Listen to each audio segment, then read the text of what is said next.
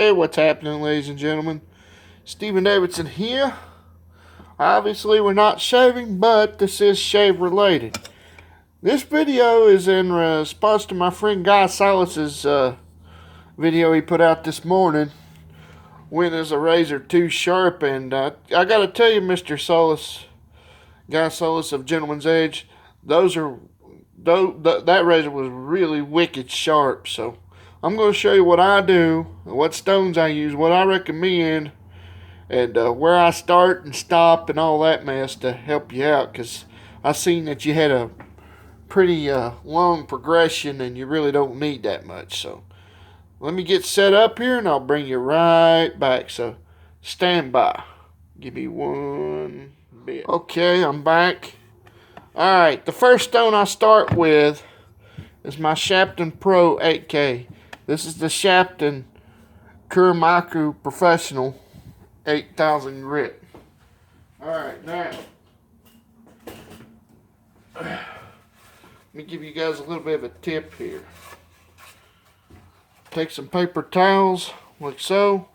You want to keep one or two of them. I got more, but nonetheless, and you want to wet the paper towel a little bit. Cold water. Ain't got quite hot yet, but it's still humid out here yet. Of course, it's only 10 o'clock in the morning, or not quite 10 o'clock in the morning here in the East Coast. But, alright, you take your paper towel and you wet it. Now you unravel it like so. Now, of all places to get this from, I got it from the Food Network. But you take this wet, damp paper towel after you wring it out real good, and you put your stone holder on it like so. It doesn't go anywhere. So, alright. In a scientific experiment, you got the control group and the experimental group. Your control group is who's running the experiment. The experimental group is obviously who's being tested and whatnot. You also have an independent variable and a dependent variable. Now, in this specific scientific experiment, the dependent variable is these razors and the edges. Now, no comment on these. This is just for honing now. I've got two really good ones coming in from eBay. They haven't arrived yet. But these right here, I'm more on these in a minute. But this is your dependent variable, the edge. It always changes no matter what you do. Even if you change stones or whatever, the edge is going to come out different every time. Even if you change technique, just changing techniques, the edge will come out different. So I'm going to start with my Shapton Pro 8K, and I'm going to show you exactly what I do. Alright. The 66, I was expecting it to do better than the 207, but actually this time around the 207 that I got off of Frank Meza, who done a real good job and got the geometry perfect on here, outlast this one. So, but nonetheless, I digress. Alright, wet the razor down a little bit. For the purposes of this video, I'm just going to do half strokes. Alright, I'm just going to do 10 seconds on each side and then follow it up with round trip strokes to clean it up. So let's get started. 10 seconds on each side.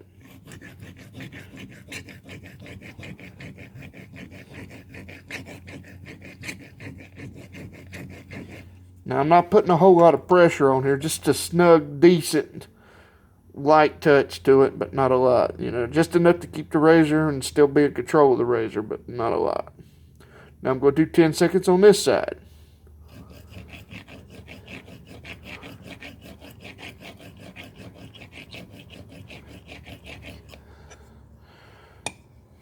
Five seconds.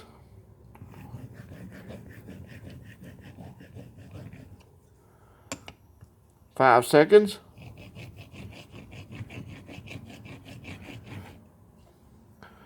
See the two parallel lines? That's how you know your undercut is perfect and your geometry is good. Now I'm just going to do 10 round trips to clean things up. 1, 2, 3, 4, 5, 6, 7, 8, 9, 10. And that's pretty much it. I'll rinse the razor off. Take a paper towel to it, like so. And I'll set it off to the side. And that's pretty much it for the 66 now for the 207. Frank Meza sold me this, and it's been a good razor, and it does hold an edge for a little while, but it won't go as long as my Firehose will. And the reason for that is because they don't use a uniform steel, they use any steel they can get their hands on. Car bumpers, old frying pans, or woks, or griddle plates, car bumpers, bullet casings, any kind of metal they can get to use these, it's mixed. And it doesn't make for a good steel either. I mean, sometimes you get a real good one, sometimes you don't. They're all over the place. And God bless anybody that sells these, because they have to go through them, sort them out, which ones they can get and which ones they can hone, get the geometry and bevel set on these, and then turn around and make them shave ready. You have to start with the ultra low grit, like the 600 grit, to get these started, because you got to remove metal to get the geometry right on these. Another thing you got to do is you got to grind the stabilizer off completely. And you don't have to take the toe, but it's best to give you that nice geometry to where it'll fit on the stones. And the stabilizer is really what gives you grief. So now, that's how you got to fix these. Dremel is your best friend with these. Right now, if I want to kill an edge, what I do is I use the corner of the stone, and I will lightly kill the edge. It'll grind off any chips or anything and smooth out any imperfections. Now, if you was to use an ordinary drinking glass or a mason jar or whatever, it doesn't kill the edge. It just rolls the edge over, and you can bring it back just by stropping. But yeah, my Firehose don't need it, but to help people out, I thought I'd bring these a little bit out of retirement to help home. Alright, so now we'll rinse off the stone a little bit.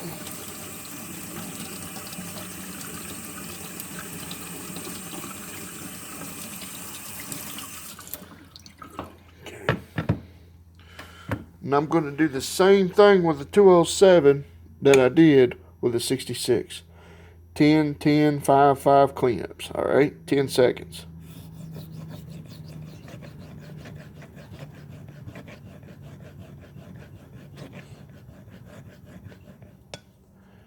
Ten seconds on this side.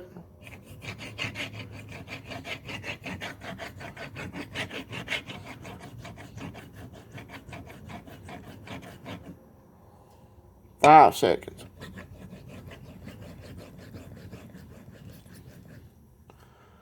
Five seconds.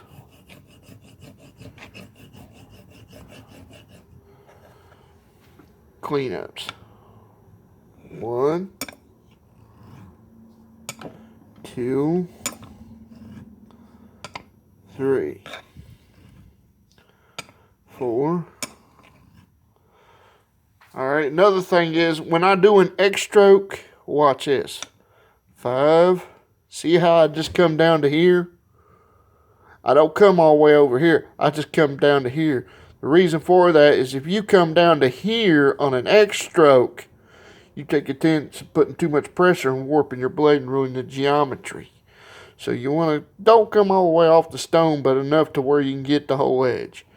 And you still got enough to where you can still use some pressure if need be. But yeah, don't even, Keith comes even further than I do. I just come down to here. He comes to about down here. So That's Keith Johnson of TomoNagura. Okay, number 6. Number 7. 8. 9. 10.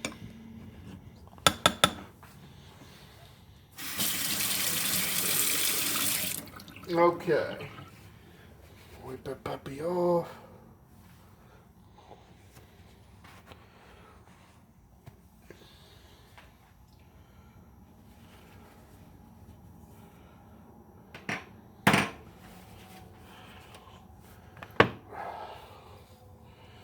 Go rinse the stone off a little bit. That's what I love about these Shapton Professional stones. They stay flat, and all you really need to do is take your thumb and your fingers and a little bit of soap.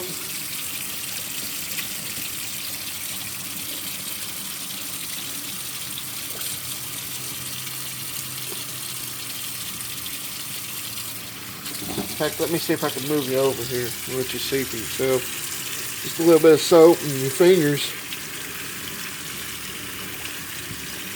and you got a clean stone. That's what I love about these Shaptons. They're easy to clean up.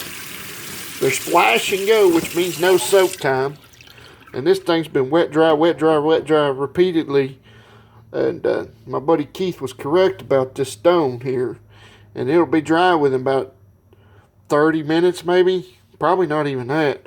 But all you really need is a little touch of hand soap and some water. And look, clean as a whistle.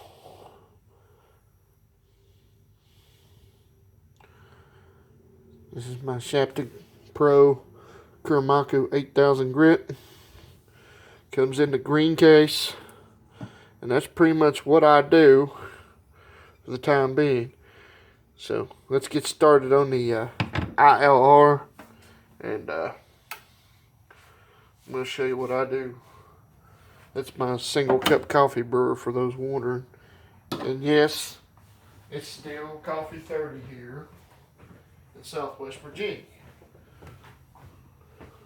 Switch to decaf co. This is my 3rd cup. Only after 2 cups I get shaky, so switch to decaf at that point.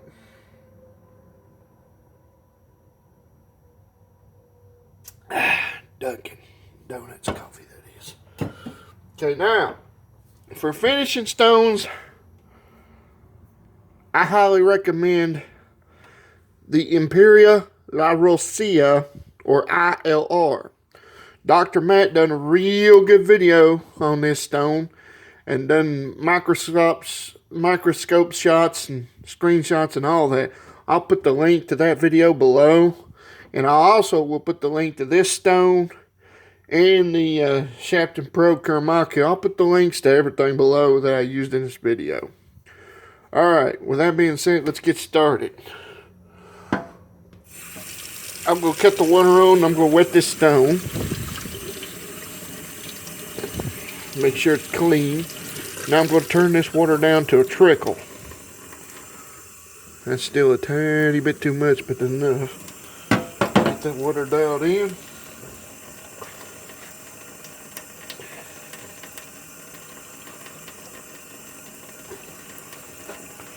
Okay, I'm going to wet the razor a little bit here. Now watch. Set it flat on the stone and simply just do X strokes until it gets sticky. Usually about 30 strokes, sometimes less.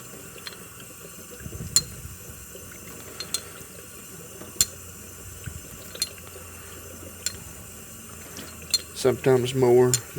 I've never had to do more than 40 strokes. And here we go.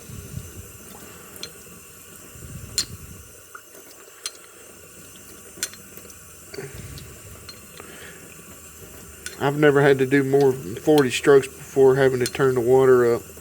It's getting there. You can tell already it's getting slightly sticky.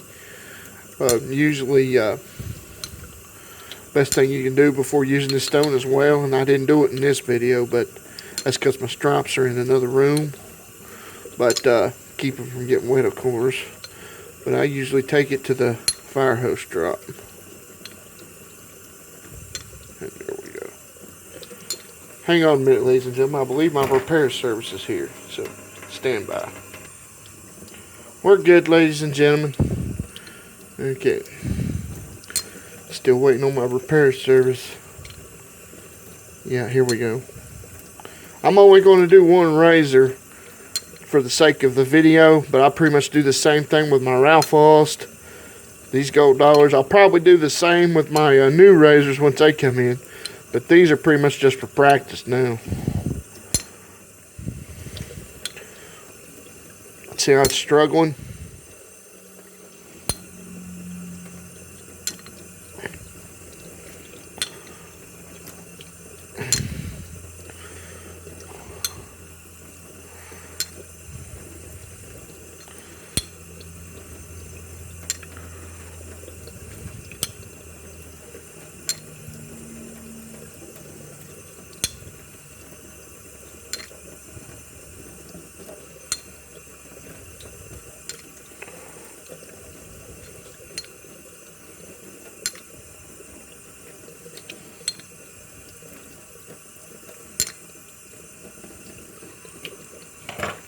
Okay, now what I do is I turn the water up slowly. Not too hard, but enough to notice. Wet the razor again, and get some more hydroplaning effect. And I'll simply keep doing X strokes till it quits.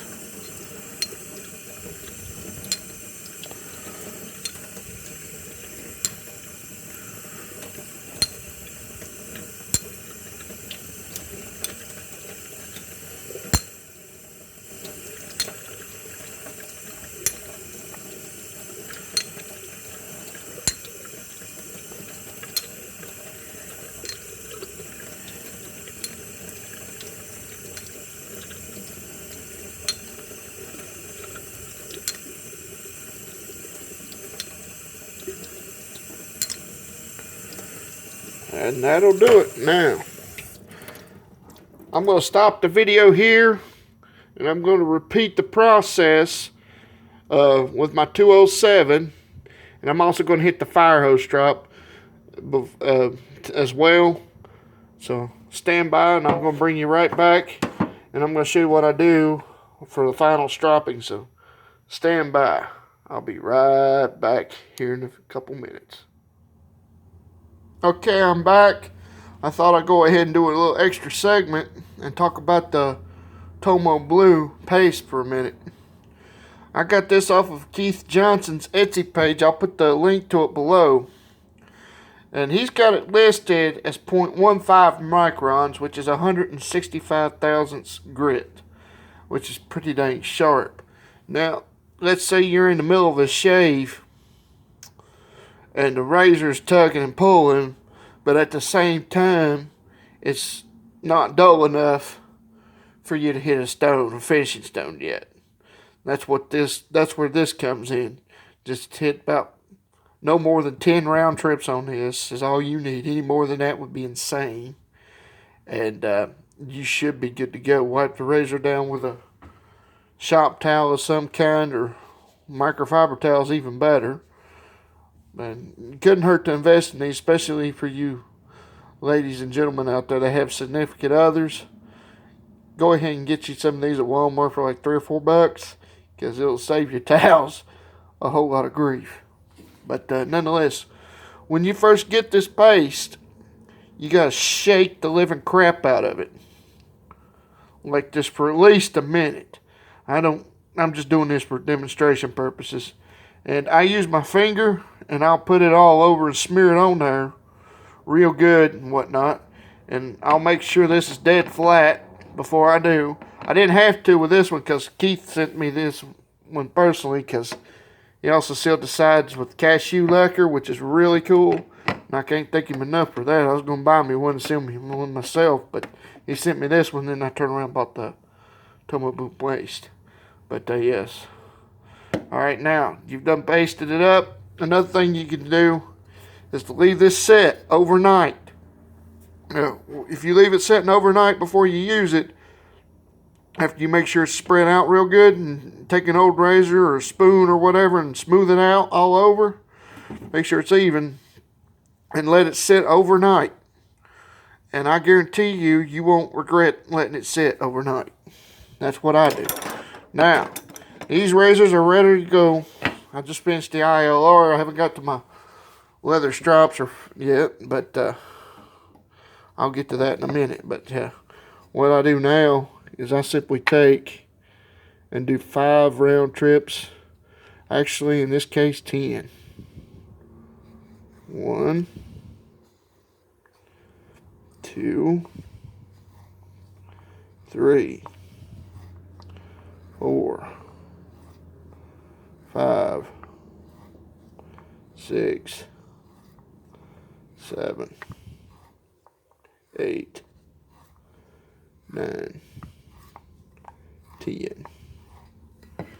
Then I'll wipe it down, rinse the blade off, and wipe it again.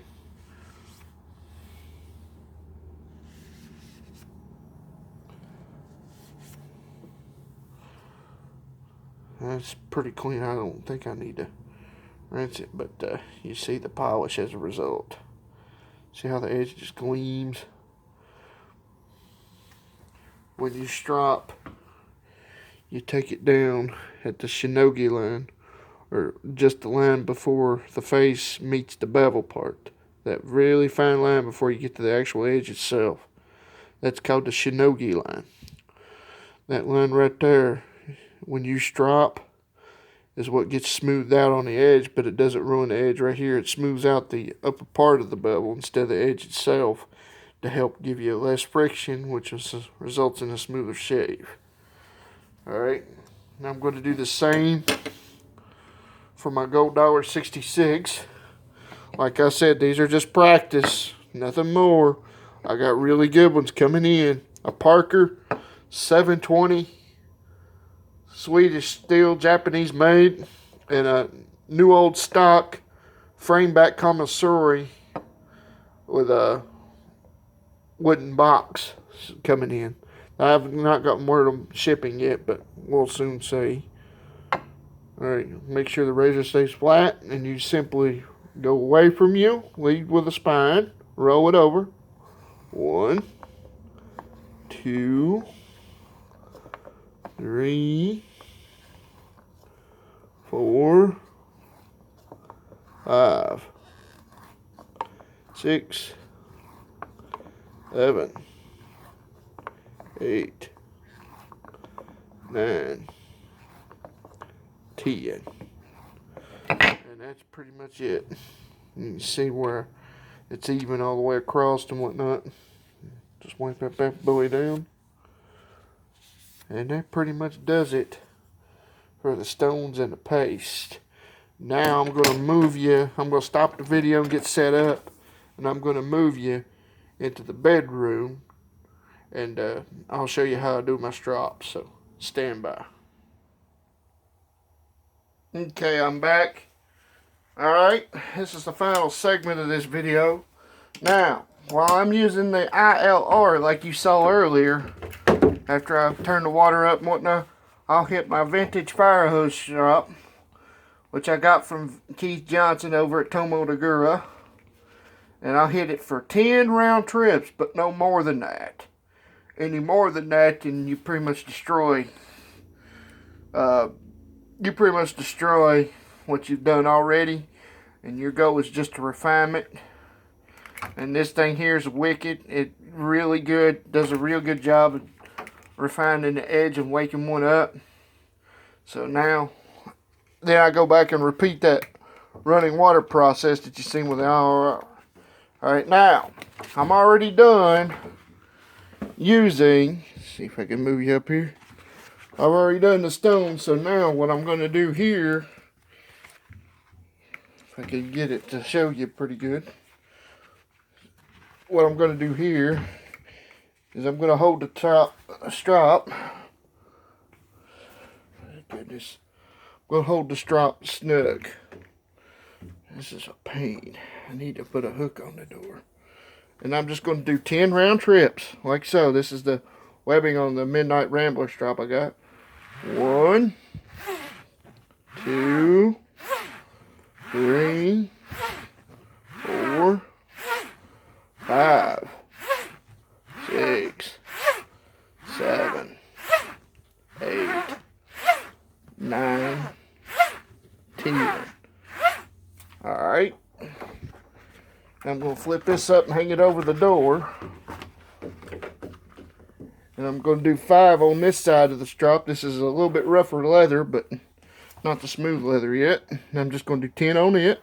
1, 2, 3, 4, 5, 6, 7, 8, 9, 10. Okay, and I'm going to flip it over. And I'm going to do 10 on the smoothest leather. 1, 2, 3, 4, 5, 6, 7, 8, 9, 10. That's pretty much what I do with all my razors. Every single one of them. Alright. Now when I hold the strop, I hold it snug. Not too tight because you still got some flex to it. But at the same time, if you don't hold it tight enough, you can ruin your strop and your razor. Just snug, comfortable grip. You don't need to put a King Kong death grip on there. Just snug. And you lead with a spine of the razor, like so. You do this. Don't go in there and be like D'Artagnan in Hollywood. Don't do that BS. That don't work, and that's Hollywood BS, and in my opinion, that's all Hollywood is about, is BS. So with that being said, let's go ahead and do 10 on this one. 1, 2, 3, 4, 5, 6, 7, 8, 9, 10. We'll flip this up here. I'm going to do 10 on this rough leather side here. 1, 2, 3, 4, 5, 6, 7, 8, 9, 10. Okay, now we're going to do smooth leather. 10 on it. 1, 2, 3, 4, 5, 6, 7, 8, 9, 10. Alright, shave ready, 2 razors. It took longer to film this than it does to hone. So if I'm not on camera, it usually takes me about 5 minutes. Probably not even that to hone a razor. That's a full-blown honing technique. And then strop and boom, I'm ready to go. That's all I do for every razor. I'll put the link to the video below, but knife to the face. Love the edge I put on there, and that's the very same edge I put on that razor I sent him. Now, when I'm not honing, I don't do that much stropping at all. Usually I just do 10 round trips on this smooth leather only. After I rub down the strop and get it a little heated up a little bit, I just do 10 round trips on this smooth leather strop only if I'm not honing. No joke. That's all you really need. No more than 10 round trips on the smooth leather during the shave, but if you come off the stones, you do what I did, you'll be okay. Better than okay. Okay, I'm going to move you back into the kitchen and give you my final thoughts, so stand by. Okay, time now for my final thought. It'll be a quick one. I do this. This is all you see in the screenshot. I use that for every one of my razors, regardless of the brand. my Ralph Ost, my Griffin XX. This thing can no longer be home, but since my mom bought it, I keep it at my mom bought it for me at an antique store, so I keep it for sentimental reasons. Can't shave with it now. Doesn't have enough meat behind it, if you will. But my Ralph Ost, the Griffin XX, my Gold Dollar 207, my Gold Dollar 66, all these razors. Every razor I've had pretty much gets this routine right here. Now, I don't go below the 8K because it's really not necessary unless you need to do some repair. But for razors like these two right here, I go lower than the 5K because you got to remove metal unless you get them from somebody that's reputable and does a real good job setting the bevel and getting the geometry right and all that. And that would be Frank Meza of Strike Gold Shave over on Etsy. I'll put the link to his webpage below, but he does a really good job of getting these ready. And it's a good place to start if you don't think straight razor is going to be for you. I'd rather you be out for the price of these, anywhere between $50 or less, versus $100 for this. Now people say, what's the difference between this and those gold dollars? A lot. This is all one kind of German carbon steel. One kind of steel, tool steel. Same deal with this, Griffin XX. One kind, tool steel. This right here is a mutt. It's got numerous types of steel in it, and there's no consistency. So that's the difference between these two. But they can get you started, and it's a foot in the door. It's a place to start. I'll put you that way. You're not going to beat a very good vintage, such as my Griffin XX. It takes a beautiful edge and holds one. And my Ralph Ost for dang sure, it's phenomenal edge. And then these two I just use for practice now, honing, whatnot.